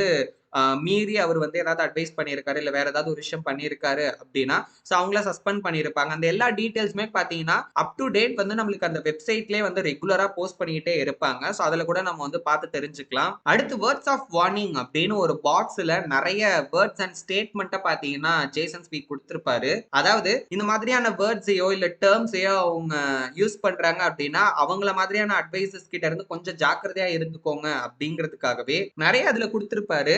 நான் ரொம்ப சிம்பிளாவே சொல்றேன். இப்போ ஒருத்தர் வந்து நம்மளோட ஆசையை தூண்டுற மாதிரி இல்ல வந்து ரொம்ப நம்மளோட உணர்ச்சியை அதிகப்படுத்துற மாதிரி வந்து நம்ம கிட்ட அட்வைஸ் பண்றாருனாலோ இல்ல வந்து மணி மணி மணின்னு காசை மட்டுமே ஃபோக்கஸ் பண்றாரு அப்படின்னாலோ மெயினா அந்த மாதிரியான பர்சன்ஸ் கிட்ட இருந்து நம்ம கொஞ்சம் தள்ளியே இருக்கலாம். அதே மாதிரி வெறும் பாசிட்டிவான விஷயங்களை மட்டுமே சொல்றாங்க, நெகட்டிவா ஒண்ணுமே சொல்ல மாட்டாங்க, அவங்க பேசுறத பார்த்தா ஈஸியா கன்வின்ஸ் ஆகுற மாதிரி இருக்கு அப்படின்னா கூட அவங்க கிட்ட இருந்தும் கொஞ்சம் ஜாக்கிரதையா இருங்க. ஏன்னா இங்க பிளஸ்ன்னு ஒரு விஷயம் இருந்துச்சு அப்படின்னா கண்டிப்பா மைனஸ் அப்படின்ற ஒரு விஷயமும் இருக்கதான் செய்யும். ஒரு நல்ல அட்வைசர் ரெண்டையுமே சேர்த்து தான் சொல்லுவாங்க. ஏன்னா அப்பதான் அதுக்கேத்த மாதிரி நம்ம வந்து பிளான் பண்ண முடியும். அடுத்து நம்ம இப்போ ஒரு ஃபைனான்சியல் அட்வைசரை மீட் பண்றோம் அப்படிங்கிறப்போ அவங்க கிட்ட என்னென்ன மாதிரியான கொஸ்டின்ஸ் எல்லாம் நம்ம கேட்கணும் அப்படிங்கிறதுக்கு சில எக்ஸாம்பிள்ஸ் கொடுத்திருக்காங்க. இதை கேட்கறதுக்கான மெயின் கோல் என்ன அப்படின்னு பாத்தீங்கன்னா எந்த அளவுக்கு அவங்க உண்மையாலே ஒரு கிளையண்ட்டுக்கு ஹெல்ப் பண்ணணும் அப்படிங்கறத நினைக்கிறாங்க. இதை வந்து ஜஸ்ட் காசுக்காக பண்ற ஒரு வேலையா இல்லாம அவங்க கிளைண்ட்ஸை எவ்வளவு வந்து அவங்க கேர் பண்றாங்க அப்படிங்கறத தெரிஞ்சுக்கணும். ரெண்டாவது அவங்களோட இன்வெஸ்ட்மெண்ட் பிரின்சிபல்ஸை நம்ம புரிஞ்சுக்கணும். மூணாவது இந்த அட்வைஸ் எல்லாம் ப்ரொவைட் பண்றதுக்கான கரெக்டான நாலேஜ், எஜுகேஷன், ட்ரைனிங், எக்ஸ்பீரியன்ஸ் இது எல்லாமே அவங்க கிட்ட இருக்கா அப்படிங்கறதையும் நம்ம பார்க்கணும். ஃபர்ஸ்ட் அவங்களோட மோட்டிவேஷன் என்ன அப்படிங்கறத தெரிஞ்சுக்கிறதுக்கான கொஸ்டின்ஸ். அவங்க ஏன் அந்த ப்ரொஃபஷனை சூஸ் பண்ணாங்க அப்படின்னு கேட்கலாம். இல்ல இப்போ அது வந்து ஒரு கம்பெனியா அந்த பர்சன் ரெப்ரசென்ட் பண்றாரு அப்படின்னா உங்க கம்பெனியோட மிஷன் என்ன அப்படின்னு கேட்கலாம். இந்த விஷயத்தை நீங்க செய்யறதுக்கு உங்களை எது மோட்டிவேட் பண்ணுது அப்படின்லாம் கேட்கலாம். ரெண்டாவது உங்களோட இன்வெஸ்ட்மெண்ட் ஸ்டைல் பத்தி தெரிஞ்சுக்கலாம். உங்களோட இன்வெஸ்ட்மெண்ட் பிலாசபி என்ன, நீங்க வந்து எதுல இன்வெஸ்ட் பண்ணுவீங்க, நீங்க இன்வெஸ்ட் பண்றதுக்கு என்ன மெத்தட்ஸ் யூஸ் பண்ணுவீங்க. மூணாவது அவங்களோட சர்வீஸ் அண்ட் குவாலிஃபிகேஷனை பத்தி கேட்கலாம். இப்போ இந்த சர்வீஸ்லாம் நீங்க ப்ரொவைட் பண்றதுக்கு என்ன சர்டிபிகேட் நீங்க வச்சிருக்கீங்க, இல்ல உங்ககிட்ட என்ன குவாலிஃபிகேஷன் இருக்கு அப்படிங்கறதெல்லாம் கேட்கலாம். நீங்க வந்து இன்வெஸ்ட்மெண்ட் அட்வைஸ் மட்டும் தான் பண்ணுவீங்களா, இல்ல tax, retirement planning, budgeting, debt management, insurance service இதெல்லாமே பண்ணுவீங்களா. இன்சூரன்ஸ் சர்வீஸ்னா இன்சூரன்ஸ் எடுத்து கொடுக்குறது அப்படி கிடையாது, அது ரிலேட்டடான அட்வைஸ், என்ன மாதிரியான இன்சூரன்ஸ் எடுக்கணும், அதுக்கு என்னென்ன விஷயம் செக் பண்ணலாம், இந்த மாதிரிலாம் வந்து எஜுகேட் பண்ணுவீங்களா அப்படிங்கறதெல்லாம் கேட்கலாம். ஏன்னா இதெல்லாமே வந்து ஒரு வேல்யூ ஆடட் பெனிஃபிட் மாதிரி தான். அதாவது ஒரே பேக்கேஜ் மாதிரி இதுலயும் அட்வைஸ் கேட்டுக்கலாம், அதுலயும் அட்வைஸ் கேட்டுக்கலாம், நமக்கு ஒரு பிளஸ் பாயிண்ட் தான். பட் அது இல்ல அப்படின்னாலும் பாத்தீங்கன்னா ஒன்றும் பிரச்சனை இல்லை. ஏன்னா நம்ம மெயினா அவங்கள அணுகிறதே வந்து இன்வெஸ்ட்மெண்ட் அட்வைஸ்க்காக தான், அது கரெக்டா பண்றாங்கனாலே போதும். பட் இருந்தாலும் இதுவும் வந்து பாத்தீங்கன்னா நமக்கு வந்து ஒரு அடிஷனல் பெனிஃபிட் தான். அடுத்தது அவங்களுக்கும் கிளைண்ட்ஸ்க்கும் உண்டான ரிலேஷன்ஷிப் என்ன மாதிரி இருக்கும் அப்படிங்கிறதுக்கான கொஸ்டின்ஸ். உங்க கிளைண்ட்ஸ்க்கு பொதுவா என்ன தேவை அப்படின்னு நீங்க நினைக்கிறீங்க, என்னோட கோல்ஸை நான் அச்சீவ் பண்றதுக்கு எப்படி நீங்க எனக்கு ஹெல்ப் பண்ணுவீங்க, என்னோட ப்ராக்ரஸை ட்ராக் அண்ட் ரெக்கார்ட் பண்றது எப்படி, என்னோட ஃபைனான்சியல் பிளானை நான் இப்போ இம்ப்ளிமெண்ட் பண்ணிட்டேன் அப்படின்னா அதை மானிட்டர் பண்றதுக்கான செக்லிஸ்ட்லாம் கொடுப்பீங்களா. அடுத்ததா உங்களோட இன்வெஸ்ட்மெண்ட் சாய்ஸ் அண்ட் பெர்ஃபார்மன்ஸை பத்தி கேட்கலாம். அதுக்கு நீங்க எப்படி இன்வெஸ்ட்மெண்ட்ஸை செலக்ட் பண்றீங்க, அதாவது இந்த குறிப்பிட்ட ஸ்டாக்ல இன்வெஸ்ட் பண்ணலாம், இல்ல இந்த குறிப்பிட்ட பாண்ட்ஸ்ல இன்வெஸ்ட் பண்ணலாம், இல்ல இந்த அசெட் அலோகேஷன்ல இவ்வளவு பெர்சன்டேஜ் இதுக்கு ஒதுக்கலாம் அப்படிங்கறதெல்லாம் எப்படி முடிவு பண்றீங்க அப்படிங்கறத கேட்கலாம். அண்ட் இந்த ஒரு குறிப்பிட்ட கேள்விக்கு எல்லாத்தையுமே அவங்க வந்து வெளிப்படையா சொல்லணும் அப்படிங்கிற அவசியம் கிடையாது. ஏன் அப்படின்னு கேட்டீங்கன்னா ஒவ்வொருத்தருக்கும் பாத்தீங்கன்னா ஒரு யூனிக் ஸ்டைல் இருக்கும், ஒரு ஒரு சீக்ரெட் சாஸ் மாதிரி ஒரு இது வச்சிருப்பாங்க, சரிங்களா. அது எல்லாமே அவங்க வந்து ஷேர் பண்ணணுங்கிற அவசியம் இல்ல, அதுக்காக எதுவுமே ஷேர் பண்ணக்கூடாது அப்படின்னும் கிடையாது. ஒரு சில மெயினான விஷயங்களை ஒரு ஜெனரலைஸ்டா ஸ்பெசிபிக்கா இதுதான் அப்படிங்கிற அந்த ஒரு எக்ஸாக்ட் ப்ராசஸ் மாதிரி இல்லாம ஒரு ஜெனரலைஸ்டா என்னென்ன விஷயங்களை மெயின் ஃபோக்கஸ் பண்ணுவோம் அப்படிங்கிற மாதிரி பாத்தீங்கன்னா தாராளமா சொல்லலாம். ஒருவேளை ஒரு வருஷத்துல உங்களோட இன்வெஸ்ட்மெண்ட் ரொம்ப புவரா பெர்ஃபார்ம் பண்ணுச்சு அப்படின்னா நீங்க என்ன பண்ணுவீங்க அப்படின்னு கேட்கலாம். ஒருவேளை இந்த கேள்விக்கு அவங்க வந்து நான் கண்டிப்பா செல் பண்ணிடுவேன் அப்படின்னு சொன்னாங்கன்னா அந்த அட்வைசரை விட்டுட்டு வேற அட்வைசரை நம்ம பார்க்கலாம். அடுத்தது அவங்களோட ஃபீஸை பத்தி கேட்டு தெரிஞ்சுக்கலாம். யூஸ்வலா நீங்க வந்து எவ்வளவு சார்ஜ் பண்ணுவீங்க, எவ்வளவு பெர்சன்டேஜ் வந்து நீங்க சார்ஜ் பண்ணுவீங்க, இதை பத்தி எல்லாம் கேட்கலாம். இப்ப இந்தியா பொறுத்த வரைக்கும் இதுக்குன்னு பாத்தீங்கன்னா சில ஸ்ட்ரிக்ட் ரூல்ஸ் இருக்கு. அவங்க இஷ்டத்துக்கு எவ்வளவு வேணாலும் கலெக்ட் பண்ணாங்க அப்படிலாம் கிடையாது. ஒரு லிமிட் இருக்கு, அதுக்குள்ளதான் அவங்க வந்து பாத்தீங்கன்னா கலெக்ட் பண்ணணும் ஃபீஸா இந்த சர்வீஸ்க்கு. அடுத்தது உங்களோட கிளைண்ட் ரிலேஷன்ஷிப் எப்படி இருக்கும் அப்படிங்கறத தெரிஞ்சுக்கிறதுக்கான சில கொஸ்டின்ஸை கேட்கலாம். இப்ப கரண்டா எவ்வளவு கிளைண்ட்ஸ் உங்ககிட்ட இருக்காங்க, எவ்வளவு அடிக்கடி வந்து நீங்க அவங்க கூட கம்யூனிகேட் பண்ணுவீங்க, உங்க கிளைண்ட் கிட்ட நீங்க வந்து ஒரு ப்ரௌடான அச்சீவ்மெண்டா நீங்க எதிர்பார்க்கிற விஷயம் என்ன, அதாவது நான் என் கிளைண்ட்டுக்கு இதை நான் பண்ணிட்டேன், அதை நான் வந்து ஒரு பெரிய அச்சீவ்மெண்டா நினைக்கிறேன் அப்படின்னு நீங்க எந்த விஷயத்த சொல்லுவீங்க. உங்க கிளைண்ட் கிட்ட உங்களுக்கு ஏற்பட்ட ரொம்ப மோசமான எக்ஸ்பீரியன்ஸ் என்ன, அதை எப்படி நீங்க சால்வ் பண்ணீங்க. உங்க கிளைண்ட் வந்து உங்களை எப்படி காண்டாக்ட் பண்ணுவாங்க, டைரக்டா உங்களே காண்டாக்ட் பண்ணுவாங்களா, இல்ல உங்களுக்குன்னு ஒரு ஆபீஸ் இருந்தா அந்த ஆபீஸ்ல இருக்க ஸ்டாஃப்ஸை காண்டாக்ட் பண்ணுவாங்களா. அண்ட் கடைசியா அவங்களோட பர்சனல் சக்சஸ் அண்ட் அவங்களோட ஹானஸ்டி, அவங்களோட நேர்மையை தெரிஞ்சுக்கிறதுக்கான சில கேள்விகளை நம்ம கேட்கலாம். நீங்க உங்களை ஃபைனான்சியலி சக்சஸ்ஃபுல் பர்சனா நினைக்கிறீங்களா, அப்படி நினைக்கிறீங்கன்னா அதுக்கான காரணம் என்ன அப்படின்னு கேட்கலாம். ஃபைனான்சியல் சக்சஸ் அப்படிங்கிறதுக்கான அர்த்தம் என்னன்னு நீங்க நினைக்கிறீங்க. ஒரு இன்வெஸ்ட்மெண்ட்ல இருந்து ரியலிஸ்டிக்கான ஆனுவல் ரிட்டர்ன்ஸ் ஆவரேஜா எவ்வளவு நம்ம வந்து எதிர்பார்க்கலாம். ஒருவேளை இதுக்கு வந்து அவங்க வந்து about 12% சொல்றாங்க அப்படின்னா கொஞ்சம் அவங்க கிட்ட இருந்து விலகி இருக்கிறதே நல்லதுதான். சோ இப்போ நம்ம பார்த்த இந்த எல்லா கொஸ்டின்ஸ்க்கும் அவங்க எப்படி ஆன்சர் பண்றாங்க, என்ன ஆன்சர் பண்றாங்க அப்படிங்கறத பொறுத்து அந்த அட்வைசர் வந்து கரெக்டான ஒரு பர்சன் தானா இல்லையா, அவங்கள நம்பலாமா வேணாமா அப்படிங்கிற டிசிஷனை நம்மளால எடுக்க முடியும். Defeating your own worst enemy. நல்லா ஞாபகம் வச்சுக்கோங்க, ஒரு சூப்பரான ஃபைனான்சியல் அட்வைசர் இருந்தாரு அப்படின்னா அவரை கண்டுபிடிக்கிறது அவ்வளவு ஈஸியான விஷயம் கிடையாது. ஏன்னா யூஸ்வலாவே பாத்தீங்கன்னா ஒரு நல்ல அட்வைசர் இருக்காருன்னா அவர்கிட்ட கிளைண்ட்ஸும் ரொம்பவே பாத்தீங்கன்னா அதிகமா இருப்பாங்க.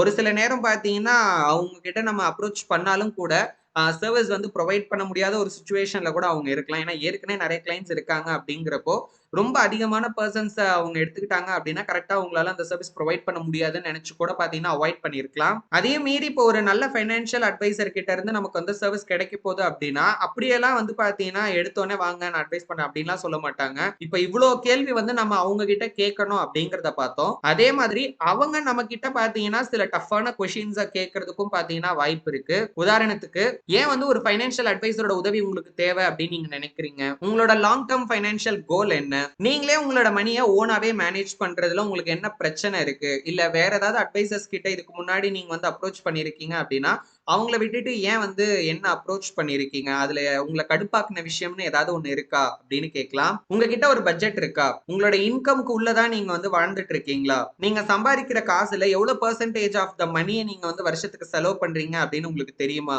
இன்னையில இருந்து சரியா ஒரு வருஷம் கழிச்சு இந்த விஷயத்த நான் அச்சீவ் பண்ண நான் ரொம்பவே சந்தோஷமா இருப்பேன் அப்படின்னு நீங்க நினைச்சீங்கன்னா அது என்னவா இருக்கும், பிரச்சனைகளை நீங்க எப்படி ஹேண்டில் பண்ணுவீங்க, மார்க்கெட் வந்து திடீர்னு கிராஷ் ஆகுது, ஃபார் எக்ஸாம்பிள் இப்ப ரீசெண்டா வந்து நமக்கு கோவிட் டைம்ல நடந்த மாதிரி ஒரு பெரிய கிராஷ் வருது அப்படின்னா அதுக்கு நீங்க எமோஷனலி எப்படி ரியாக்ட் பண்ணுவீங்க, உங்களோட பிக்கஸ்ட் ஃபைனான்சியல் ஃபியர் என்ன, அதே மாதிரி உங்களோட பிக்கஸ்ட் ஃபைனான்சியல் ஹோப் என்ன, உங்களை பொறுத்த வரைக்கும் எது ஒரு ரீசனபிளான ரிட்டர்ன்ஸ் அப்படின்னு நீங்க நினைக்கிறீங்க. சோ இந்த மாதிரிலாம் அந்த அட்வைசர் நம்ம கிட்ட வந்து பாத்தீங்கன்னா கேள்வி கேட்கறதுக்கான வாய்ப்பு இருக்கு. ஒருவேளை எந்த கேள்வியும் கேட்காம நம்ம போனோடனே வாங்க வாங்க வாங்க நான் அட்வைஸ் பண்றேன் அப்படின்லாம் வந்தாங்க அப்படின்னா அவங்க கிட்ட இருந்தும் பாத்தீங்கன்னா நம்ம கொஞ்சம் ஜாக்கிரதையாவே இருக்கணும் அப்படின்னு ஆர்த்தர் சொல்றாரு. சோ இந்த மாதிரியான கொஸ்டின்ஸ் எல்லாம் மெயினா கேட்டு தெரிஞ்சுக்கிறதுக்கான காரணமே நம்ம என்ன மாதிரியான ஒரு பர்சன் அப்படிங்கறத மெயினா தெரிஞ்சுக்கணும் அப்படிங்கிறதுக்காக தான். ஏன்னா ஒரு அட்வைசரோட உண்மையான வேலை என்ன அப்படின்னு கேட்டீங்கன்னா நிக்கி மழை அப்படிங்கிறவங்க ஒண்ணு சொல்லுவாங்க, நம்ம இப்போ ஒரு அட்வைசரை ஹையர் பண்றதே நம்மளோட மணியை மேனேஜ் பண்றதுக்கு கிடையாது, நம்மள மேனேஜ் பண்றதுக்காக அப்படின்னு. அதே மாதிரி ஃபைனான்சியல் அனாலிசிஸ்டான ராபர்ட் ஒன்னு சொல்லுவார், அது என்ன அப்படின்னா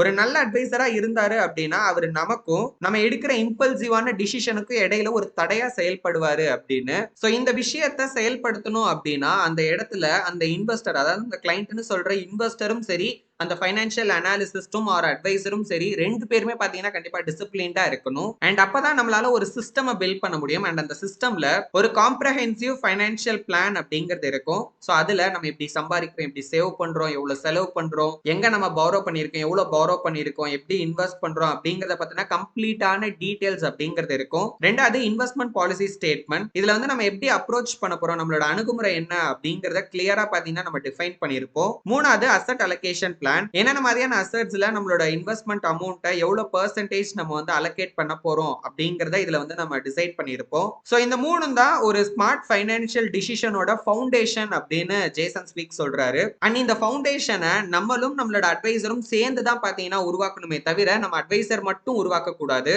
சோ இந்த விஷயத்தை கிரியேட் பண்ணாம நம்ம எந்த விதமான ஃபைனான்சியல் டிசிஷனும் எடுக்க கூடாது, இல்லனா ஒரு ரூபா கூட நம்ம வந்து இன்வெஸ்டே பண்ண கூடாது அப்படிங்கறத சொல்லி இந்த சாப்டரை வந்து முடிக்கிறாரு. நீங்க ட்ரேடிங் ஆர் இன்வெஸ்ட்மெண்ட் பண்றதுல இன்ட்ரெஸ்டடா இருக்கீங்க, பட் எங்க இருந்து ஸ்டார்ட் பண்ணணும் அப்படிங்கிறது தெரியல அப்படினாலும் சரி, இல்ல எப்படி ஸ்டார்ட் பண்ணணும் அப்படிங்கிறது தெரியல அப்படினாலும் சரி, கவலையே படாதீங்க. கீழ டிஸ்கிரிப்ஷன்ல கொடுத்திருக்க கூகுள் ஃபார்மை ஃபில் பண்ணுங்க, நாங்க உங்களுக்கு சப்போர்ட் பண்றோம். நம்மளோட அடுத்த வீடியோல இந்த புக்கோட 11th சாப்டர் பத்தி டீடைல்டா பார்க்கலாம். சோ அந்த வீடியோ மிஸ் பண்ணாம பார்க்க மறக்காம சேனலை சப்ஸ்கிரைப் பண்ணி பக்கத்துல இருக்க பெல் ஐகானையும் பிரஸ் பண்ணி வச்சுக்கோங்க. அப்பதான் நாங்க வீடியோஸ் அப்லோட் பண்ண உடனே உங்களுக்கு நோட்டிபிகேஷன் வரும். இந்த வீடியோல நாங்க சொன்ன விஷயங்கள்லாம் உங்களுக்கு யூஸ்ஃபுல்லா இருந்துச்சுன்னு தோணுச்சு அப்படின்னா மறக்காம வீடியோவை லைக் பண்ணுங்க. இன்வெஸ்ட்மெண்ட்ல இன்ட்ரெஸ்ட் இருக்க உங்க ஃப்ரெண்ட்ஸ் அண்ட் ஃபேமிலி மெம்பர்ஸ்க்கு மறக்காம இந்த வீடியோவை ஷேர் பண்ணுங்க. Thank you for watching. இன்னும் நமக்கு நிறைய விஷயங்கள் இருக்கு. சோ அடுத்த வீடியோல பார்க்கலாம். Until then, stay tuned.